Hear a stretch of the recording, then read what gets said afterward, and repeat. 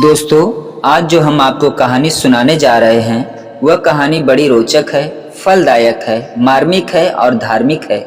दुनिया में अनगिनत रंग बिरंगे सुंदर पंछी हैं, मगर क्यों मोर का पंख ही भगवान कृष्ण को इतना प्रिय है कि अपने भक्तों की रक्षा करने के लिए चक्र उठाते हैं हाथ में।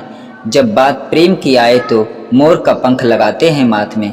तो आइए दोस्तों, हम इस कथा को शुरू करते हैं। भगवान कृष्ण के मोर पंख पहनने के पीछे कई कहानियां प्रचलित हैं, तो आइए इन कहानियों को जानते हैं। दरअसल प्रेम और दया के प्रतीक श्री कृष्ण सारे देवताओं में सबसे ज्यादा श्रृंगार प्रिय भगवान हैं। कृष्ण को हमेशा उनके भक्त नए कपड़ों और आभूषण में सजाते हैं। कृष्ण का नाम जुबान पर आते ही हमारे मन में सबसे पहले जो छवि उभर कर सामने आती है वह आभूषण पहन रखे, मस्तक पर मोर पंख धारण किए हुए युवा श्री कृष्ण की आती है।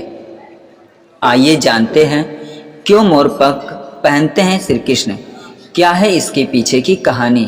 धार्मिक मान्यताओं के अनुसार बांसुरी और मोर पंख के बिना कान्हा का स्वरूप अधूरा माना जाता है। शास्त्रों के अनुसार भगवान विष्णु के अवतारों में से सिर्फ कृष्ण ने मोर मुकुट क्यों धारण किया है।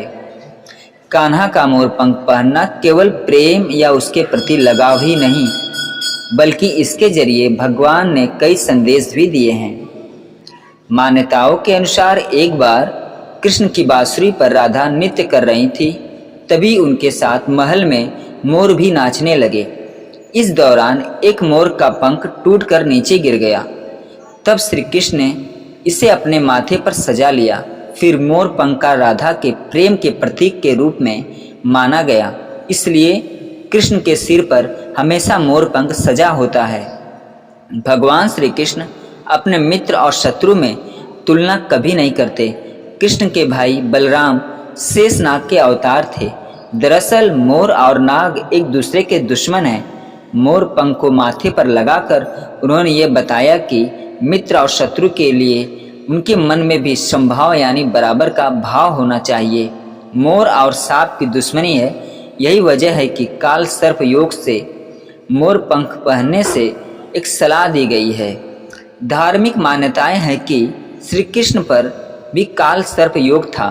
काल सर्प दोष का प्रभाव कम करने के लिए भी भगवान कृष्ण मोर पंख को सदा अपने साथ रखते थे।